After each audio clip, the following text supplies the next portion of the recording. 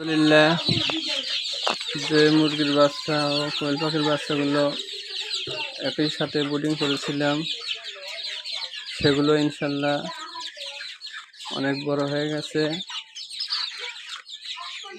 কোয়েল পাখির বাচ্চাগুলোর বয়স আজকে প্রায় 20 দিন প্লাস।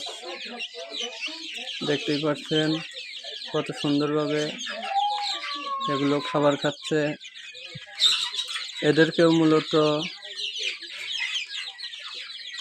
ঘাস, লতাপাতা এবং আমি যে খাদ্যগুলো তৈরি করেছিলাম সেগুলো মিশ্রিত করে খাবার দিয়েছি। কত সুন্দরভাবে মুরগির বাচ্চাগুলো চলাফেরা করতেছে এবং কোয়েল পাখির বাচ্চাগুলো একই সাথে চলাচল করতেছে।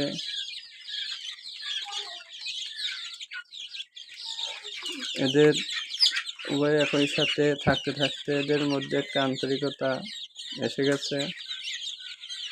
ইনশাল্লাহ দেখা যাক পরবর্তীতে এগুলো একসাথে রাখা যায় কিনা। এগুলো ভিডিও শেষ করছি।